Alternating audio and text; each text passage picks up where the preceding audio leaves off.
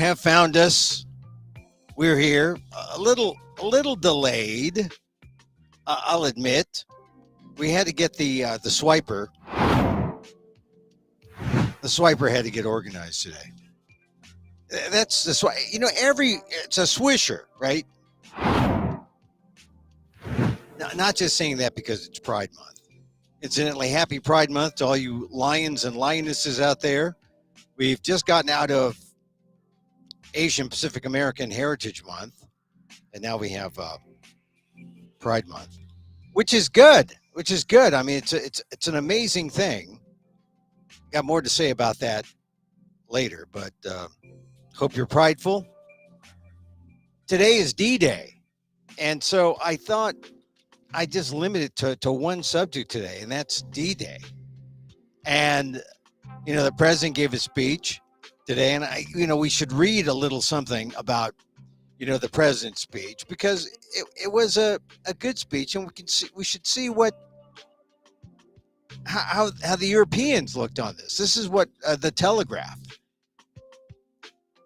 reported in London. The Biden attacks Trump's isolationism during D-Day speech. I mean, if you have the English, right, the British reporting on this, you see how it's really more objective, and it's more to the point, because D-Day closer there to Europe.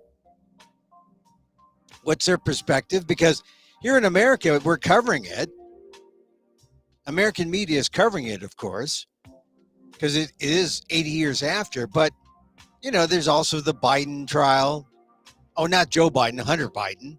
Like, that's really important. I mean, it's important, but it's not that important. There are other stories. Steve Bannon has to report to jail,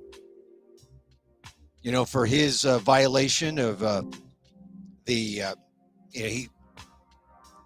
didn't respond to the congressional subpoena, so now he's going to spend 4 months in jail, and he's been ordered to jail. So a number of things have qualified as news. The Gilgo Beach murderer has another murder attached to his resume, alleged. And now, but the big story really is D-Day plus 80 years after. And so here's what the Telegraph reports. And it's not necessarily meant for an American audience, like, the New York Times or the Washington Post might be. It's really the world audience. That's why I read the Telegraph. The reporter is Tony Diver. Headline: Biden attacks Trump's isolationism during D-Day speech. Joe Biden said isolationism was not the answer 80 years ago, and is not the answer today in a thinly veiled attack. Thinly. Everyone can say it, but got to point it out, got to be obvious about it in case we should miss it. Thinly veiled attack on Donald Trump during D-Day commemoration speech. Speaking at the Normandy American Cemetery on a bluff above Omaha Beach, those hills, those bluffs are quite impressive to imagine. The fighters landing on the beach and then climbing those bluffs. Saving Private Ryan. It really, you got to thank Spielberg and Tom Hanks for making that movie, because for some people, that's the only history they know. That's the only thing they know about this history. And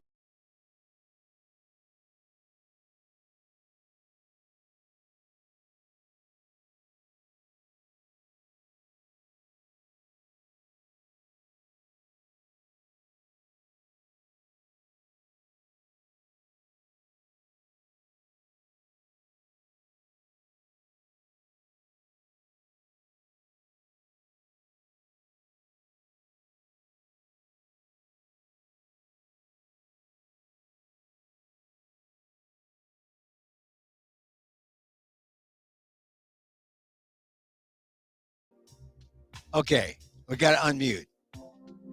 I guess for some reason we shut down.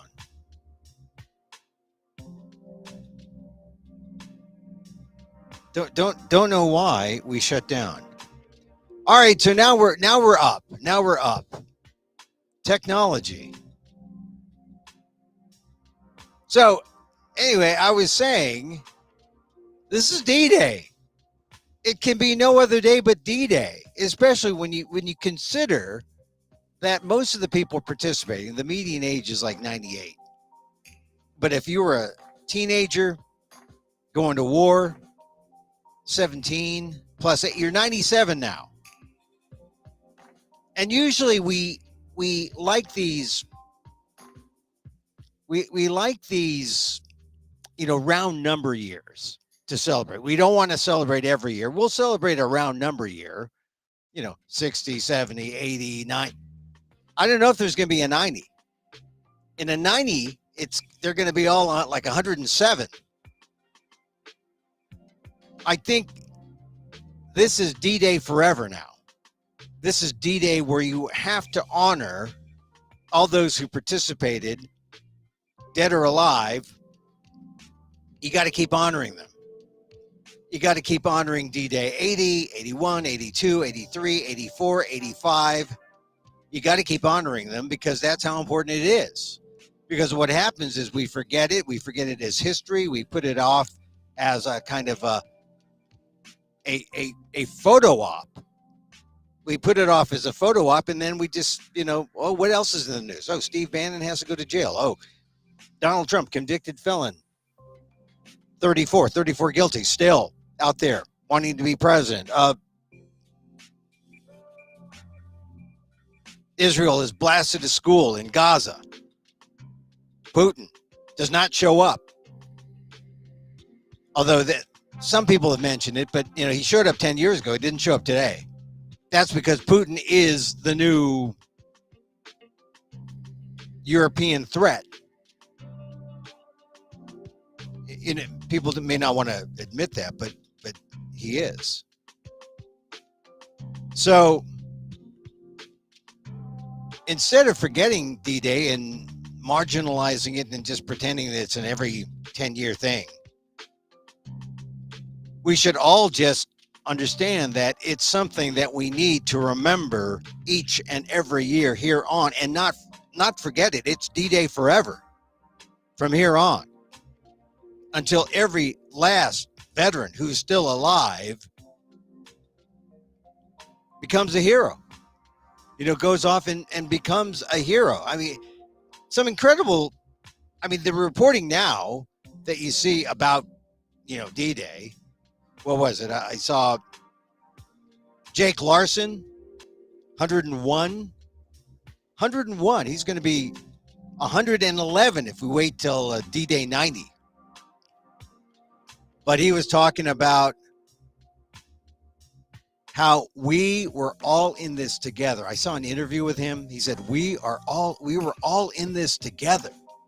I mean, when do we have that kind of inspiring thing that we hear that brings us all together? I mean, usually acts of war, after 9/11, we heard that, hey, we felt all American.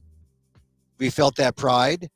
But when I saw Jake Larson interviewed today on one of the cable networks, it struck me, because I have to admit, I was going to just ignore D-Day. Oh, who cares about D-Day? Yeah, D, E, F, G, A, B, C, D-Day. I was forgetting how important D-Day is to all of us as Americans, and also to Asian Americans. The 442nd, the most decorated group, right? Made up primarily of Asian Americans from Hawaii. The so-called they call them Buddha heads, and the mainlanders, they call the Katonks. And the Katonks and the Buddha heads got together only after visiting an internment camp where Japanese Americans were being incarcerated, and that made the Katonks and the Buddha heads come together and fight unified. I mean, the 442nd is a tremendous Asian American World War II story. And it was a segregated army. The Japanese were segregated. The Filipinos had the 1st and 2nd Regiment, 1st and 2nd Infantry. The Chinese had their group. But the 442nd was among the most decorated, if not the most decorated. And they were at Normandy. They played a role. They were there later in the summer and fought on and had a significant role. So it's an Asian American story. I mean, Asian Americans weren't just at the Pacific. But so I'm watching the coverage and I'm watching, Biden's speech. Biden's speech was perfect. He needed to give that speech. He's the connection, right? He's the silent, they call it the silent generation, and they talk about millennials and boomers. The next older group is the silent generation. He's a member of that. And so it was appropriate that he give that speech.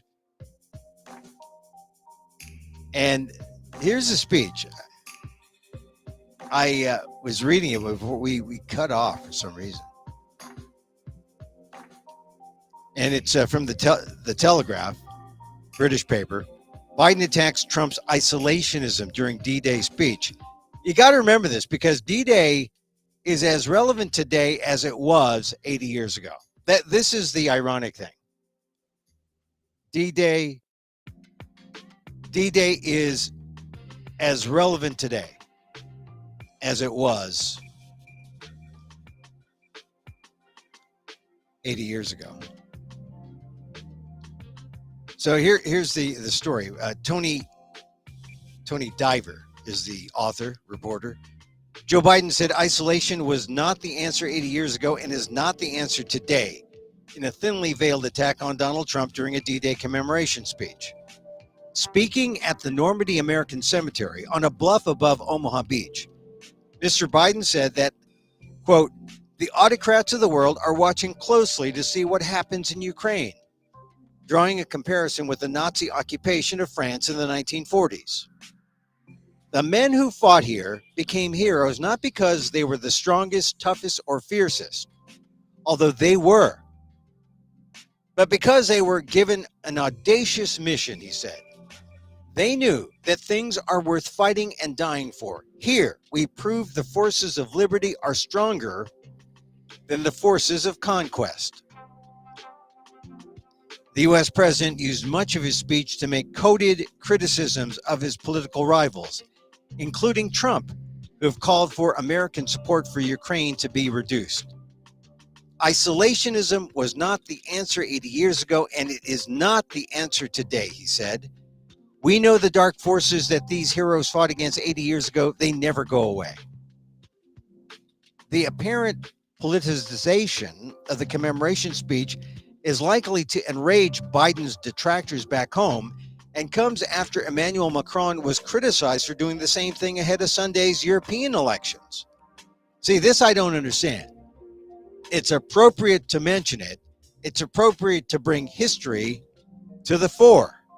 To say, yeah, D-Day plus 80 is now.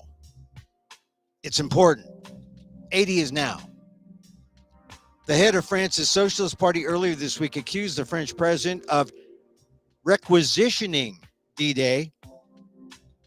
Requisitioning D-Day after he scheduled a speech for the eve of voting in France, designed to position himself as the true heir to Charles de Gaulle.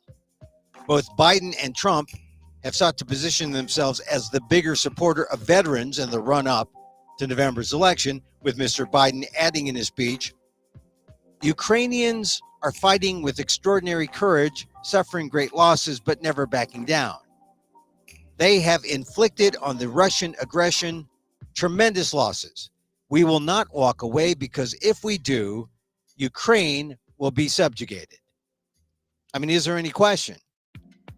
I mean, right now, the United States is sort of, it's supporting Ukraine, it's supporting its allies, but NATO allies are kind of, arm's distance. It's Ukraine's war.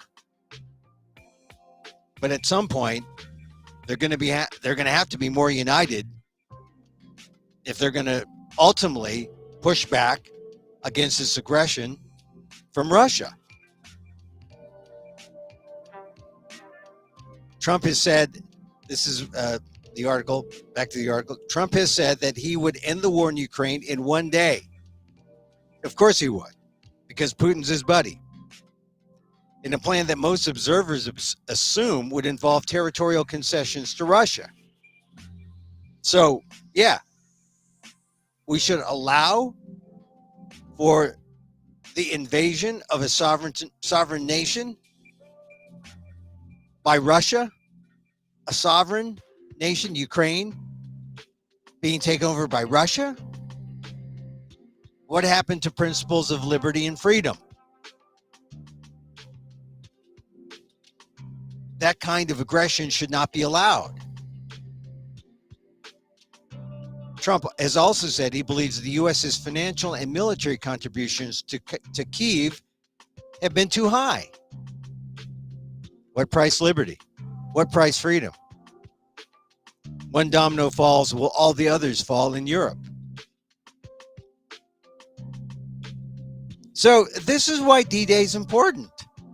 D-Day is important because we see that 80 years has come full circle to right now. How will America act? How will the free nations respond to further aggression against sovereign nations, against a country's freedom? We have to act and summon up the courage and the commitment that we did 80 years ago. And that's where you go back to a veteran like Jake Larson, 101. I saw an interview today. He said, hey, we were all in this together. We were all in this together. And when we show this commitment, there is nothing we can't do. That's the American spirit. That's the spirit that needs to come out of D-Day. If you take nothing else out of D-Day and the photo ops and the speeches, that's what you take away.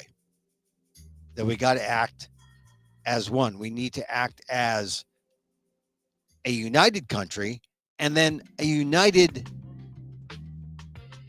countries, the united countries against that kind of aggression against sovereign nations, against the freedom of sovereign nations, which is to be pro-Ukraine and to stand up to Russia, stand up to Putin, who, as was pointed out today, he showed up at Normandy 10 years ago.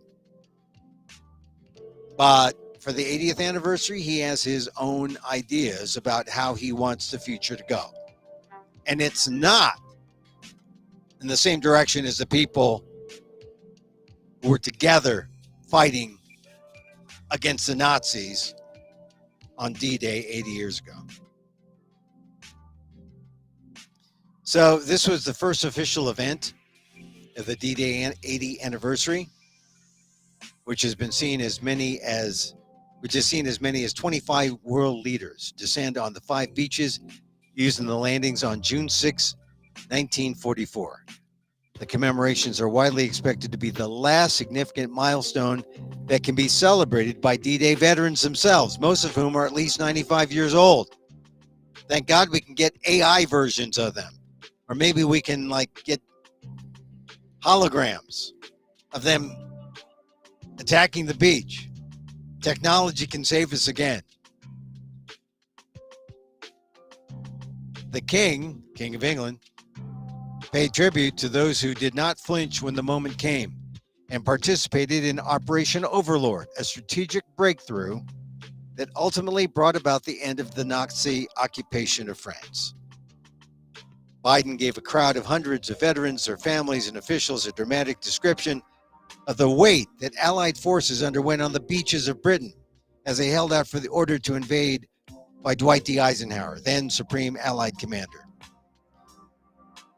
Said the King, Winston Churchill would call what happened here the greatest, most complicated operation ever.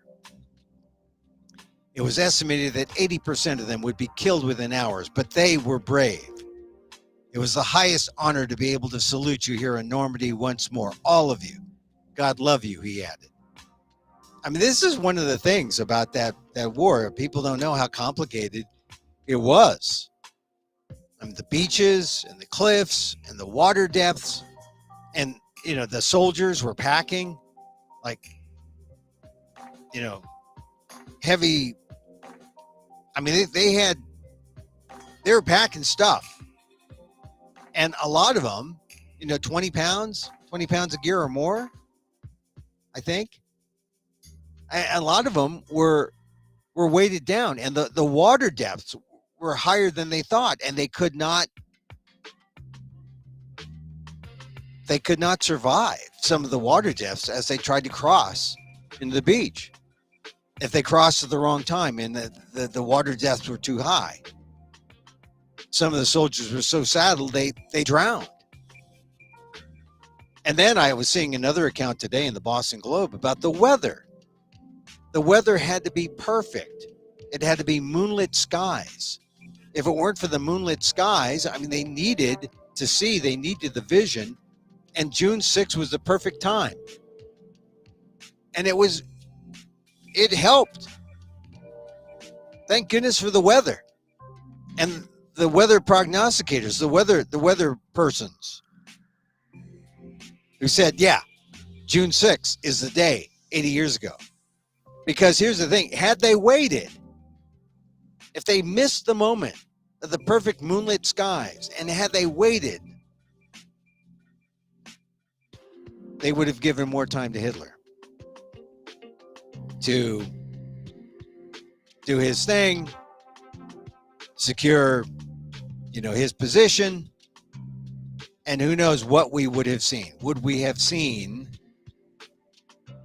a successful D-Day if it happened later in June? So there's so many things to talk about when you think about D-Day, but no, we don't talk about it. We don't think about it because most of us don't have a relationship with history. Most of us, U.S. history is supposed to be taught, but we aren't taught history like we should, and we don't have an appreciation for it. And unless you had a father or some kind of family member who fought in World War II, and if you did, well, you know, now you're aging too. I don't think there's really an idea of how important this actually was. Which maybe we are due for another resurgence of World War II movies or World War II,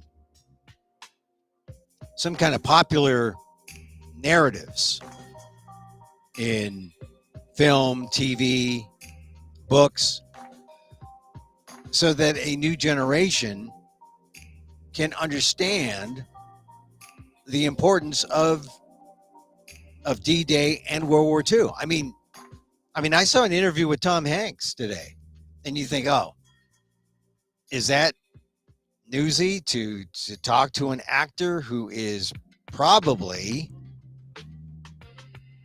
he's the one actor who has done more to bring a sense of World War II to a new generation.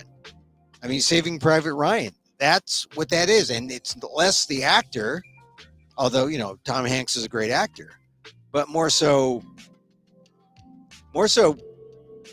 Spielberg, right? The director who knew that this was not just going to be a fictional film, but it would be almost like a semi-documentary, a recreation of the war, so that people who have not studied the history can understand what was at stake and what happened. So there was Tom Hanks, who kept calling himself a lay historian, which is true. I mean, he doesn't want to cop to be an academic. No, lay historian, actor. And he just asked a question or posed a question about what would have happened if there were no D-Day. I mean, I think you have to ask that. What would have happened if there were no D-Day?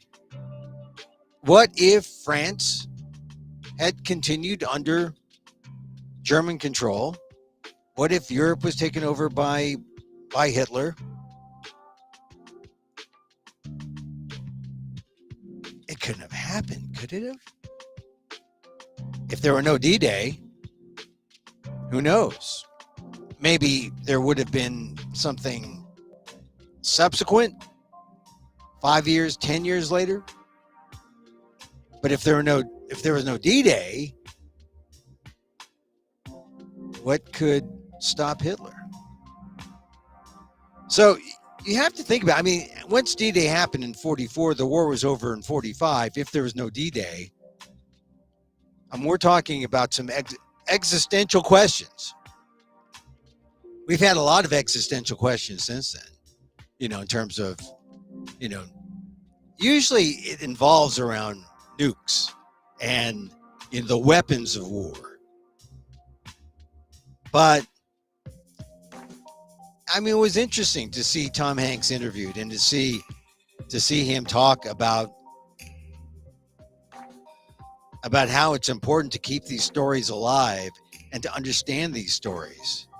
Because in the absence of these stories, we are, as they say, susceptible of repeating or going down the same path that they faced 80 years ago. And what do you know? I mean, we are. Joe Biden brought it up with Ukraine. There's an autocrat who went in, invaded Ukraine, a sovereign nation, with the intent of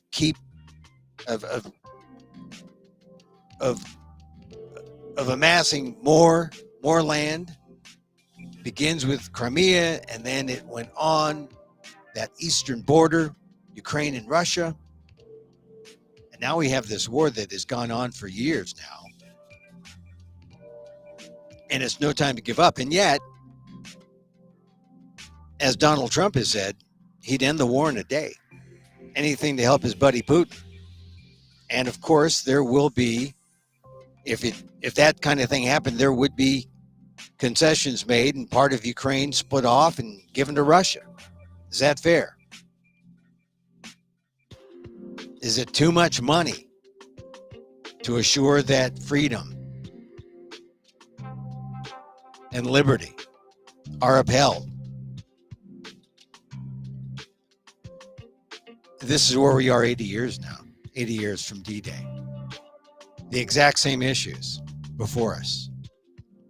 What are we going to do? I mean, exact same, not necessarily the exact same circumstances. I mean, you don't have Hitler ensconced in the southern France, but you do have Russia invading Ukraine and freedom and liberty at risk. And who's going to stop Putin? You know that Jake Larson, the 101-year-old veteran, he would if he were able. I mean, it was so special to hear him be interviewed. A 101-year-old veteran. And most of them are like, the median age is 98, but we got to keep honoring D-Day. It's almost like, instead of D-Day plus 80, it's got to be a D-Day forever kind of thing. We got to keep thinking about D-Day and never forget them. Never forget what they did and never forget that spirit and keep that spirit alive. When I heard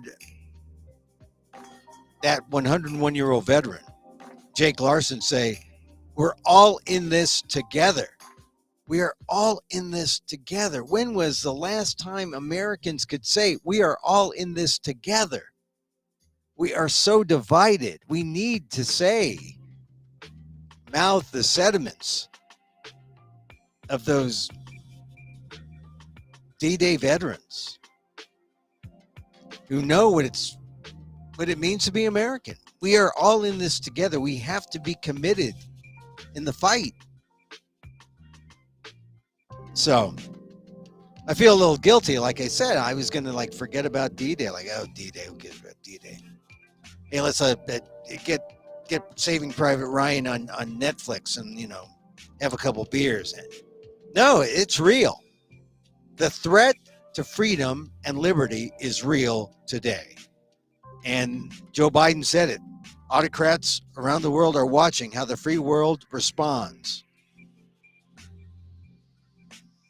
And it has to respond forcefully and positively to protecting the freedoms of democratic countries. I mean, that's clear. That's clear.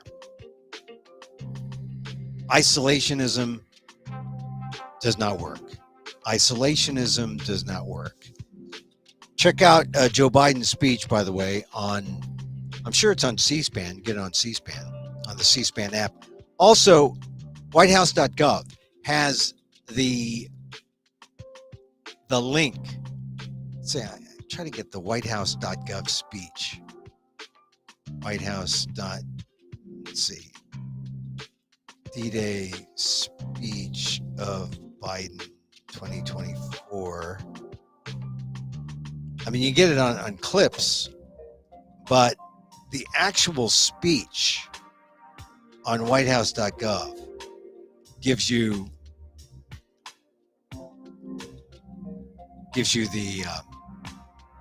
the transcript.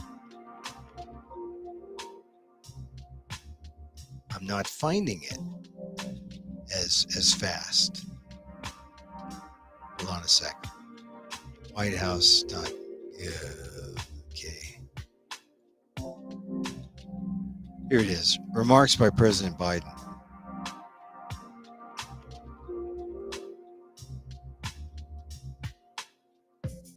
The hour had nearly come. Monday, June 5th, 1944. The evil of the Third Reich was devastating the world. Nazi Germany had subjugated the once free nations of Europe through brute force, lies, and twisted ideology of racial superiority. Imagine that. Brute force, lies, and twisted ideology of racial superiority. Millions of Jews murdered in the Holocaust.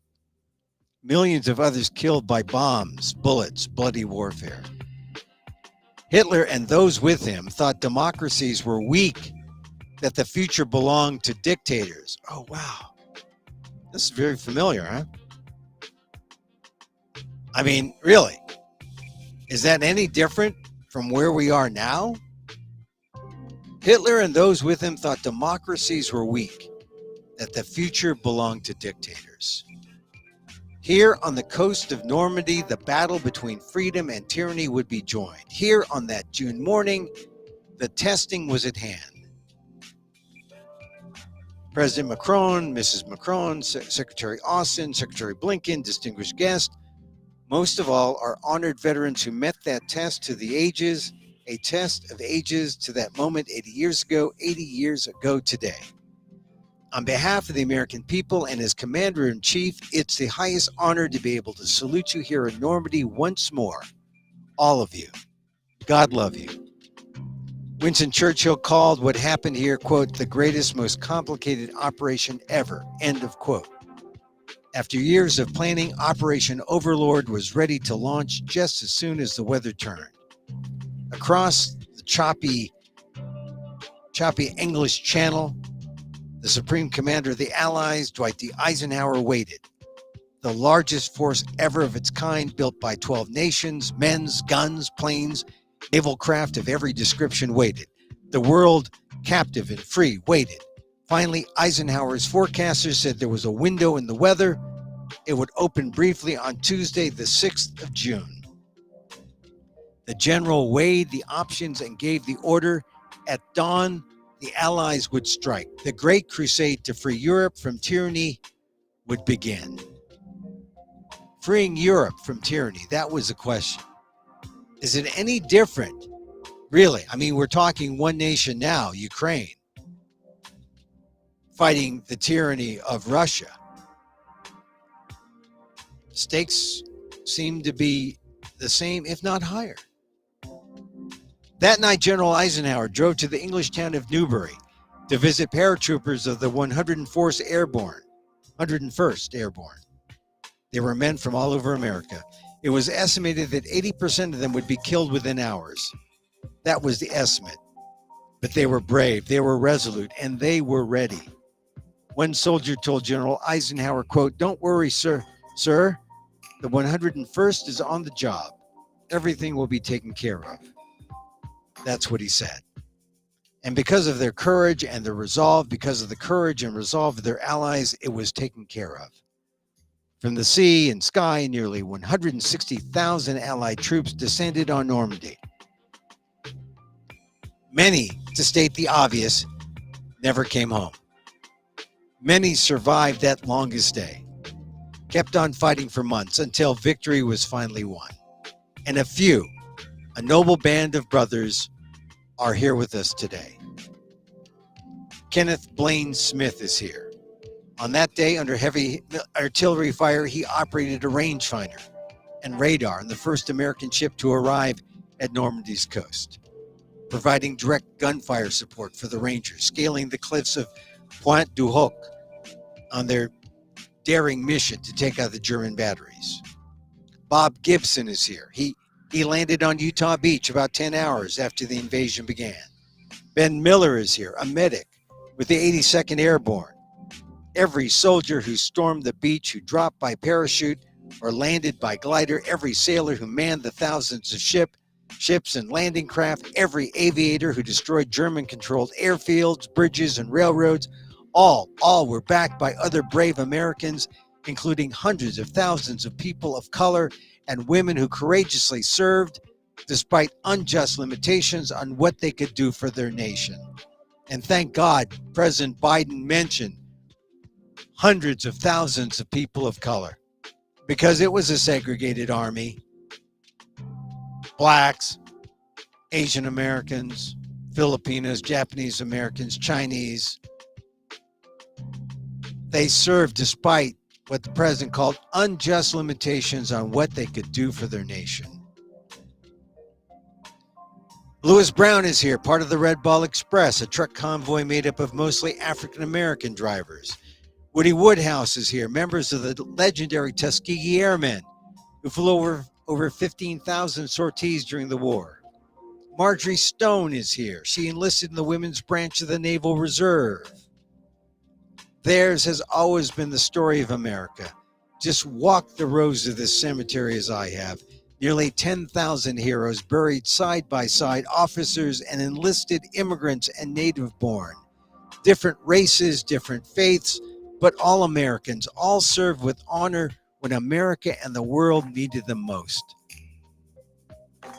And we talked about the 442nd. They were there. They were the mostly Japanese American, born in Hawaii, born in the mainland, the so-called Buddha heads versus the Katonks. They were there.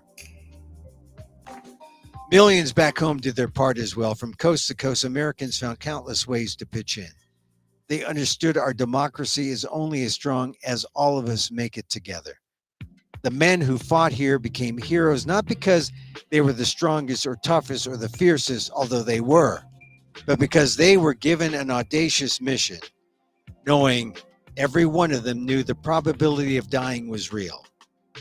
But they did it anyway. They knew, beyond any doubt, there are things that are worth fighting and dying for. Freedom is worth it. Democracy is worth it. America is worth it. The world is worth it. Then, now, and always. The war in Europe didn't end for another 11 months. But here the tide turned in our favor.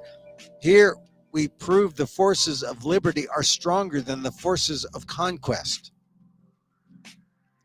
The forces of liberty are stronger than the forces of conquest.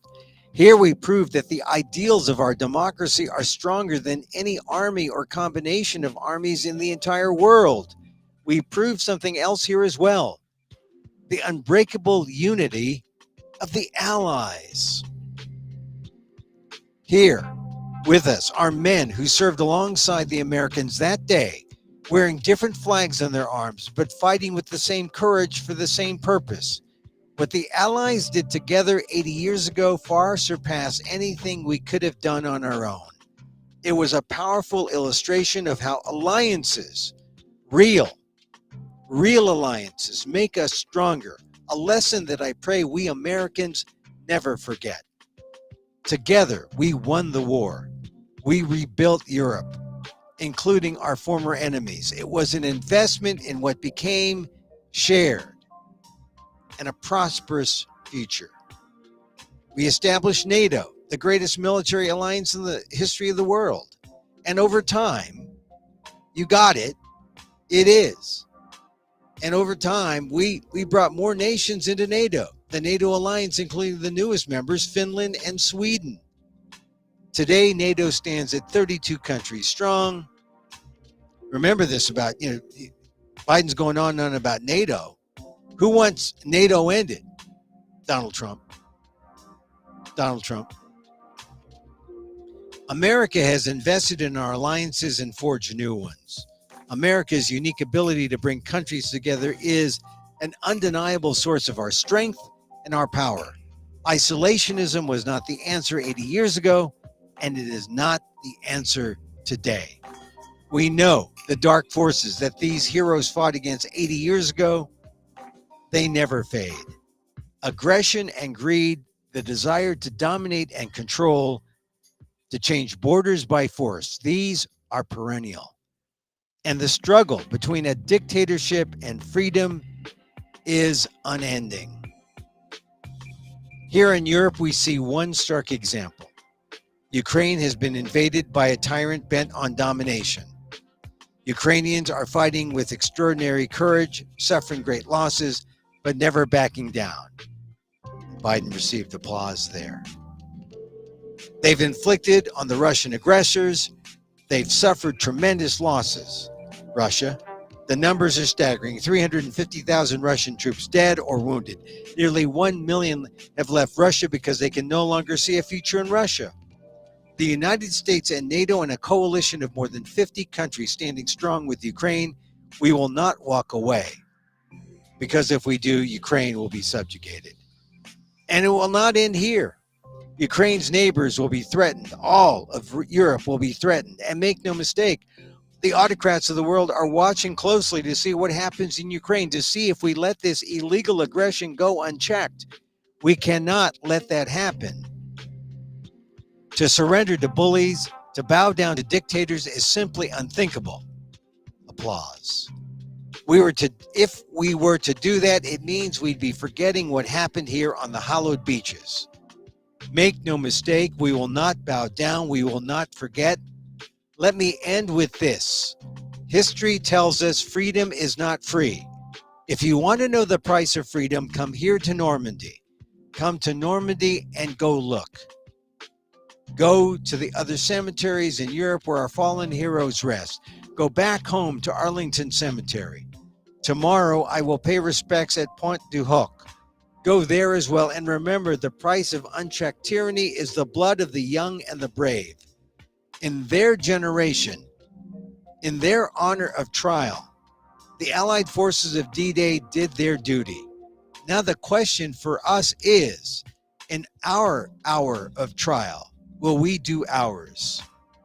We're living in a time when democracy is more at risk across the world than at any point since the end of World War II, since these beaches were stormed in 1944.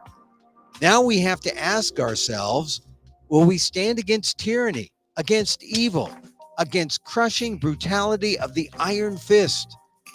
Will we stand for freedom? Will we defend democracy? Will we stand together? Applause. My answer is yes, and it can only be yes. More applause. We're not far from the time when the last living voices of those who fought and bled on D-Day will no longer be with us. So we have a special obligation. We cannot let what happened here be lost in the silence of the years to come. We must remember it, honor it, and live it. And we must remember the fact that they were heroes here that day does not absolve us from what we have to do today. Democracy is never guaranteed. Every generation must preserve it, defend it, and fight for it. That's the test of the ages. In memory of those who fought here, died here, literally saved the world here, let us be worthy of their sacrifice. Let us be the generation that when history is written about our time, in 10, 20, 30, 50, 80 years from now, it will be said, when the moment came, we met the moment. We stood strong. Our alliances were made stronger. And we saved democracy in our time as well. Thank you very much. And may God bless you all. And may God protect our troops. Thank you. Joe Biden's speech, you can get it, see it. President Biden commemorating the 80th anniversary of D-Day in Colville-sur-Mer in France. You see that you read the excerpts and they don't do justice to the speech. I mean, they take little clips.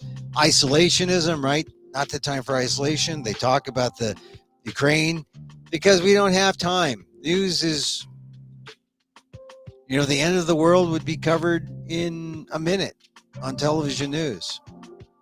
That's just the way news is. But you take the time and you read the speech and you say, Joe Biden, he's still at it. He can still do it. He's representing us.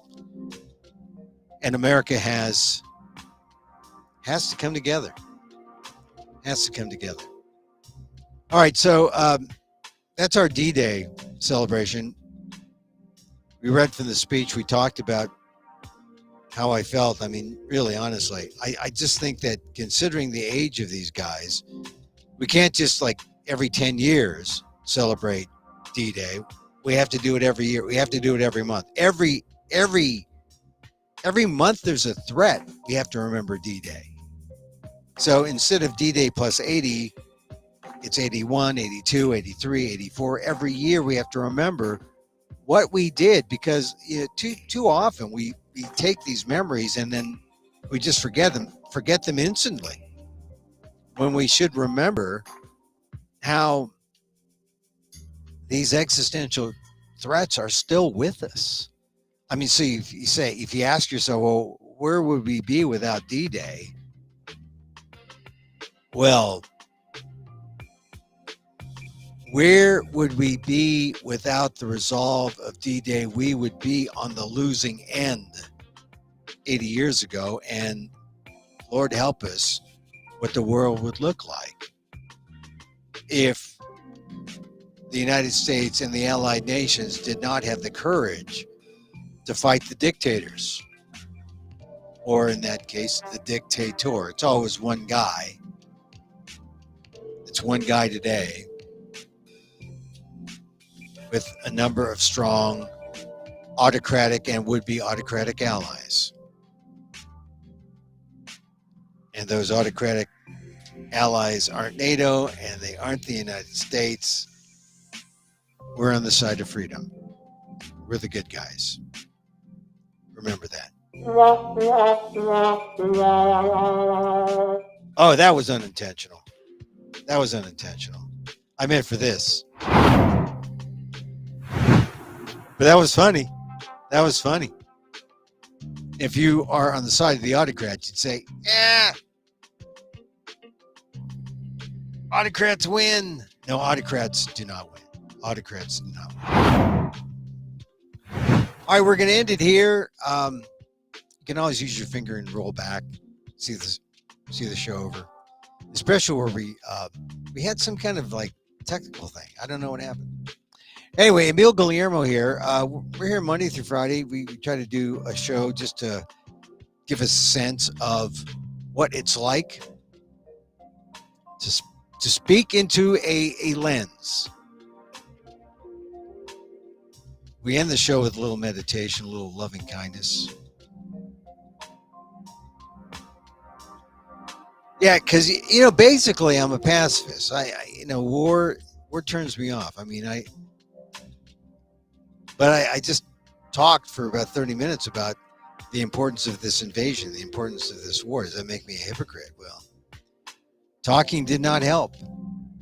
And the next step was war to defend our liberty. But if you're dealing honestly with people, then peace and love can help.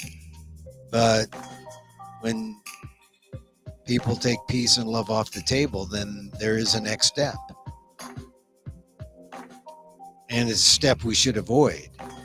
You know, after World War II, you would say, did we have a World War III? It feels like we've had World War III, but it's more like World War 2.0, 2.2, 2.3, 2.4. I think we're up to like 2.7 now, I think. 2.8. The world's involved, but it's not quite, you know, a world war like 1 and 2. But they're big wars, and they're meaningful, and they're deadly, and they shouldn't be able to skirt peace processes, but they do. So it pains me to talk about war, because loving kindness can triumph if given the chance. That's just not a naive view. That's just, if we all approached everyone from a position of loving kindness, there'd be more open talk, less duplicity. But it's human nature to have these conflicts.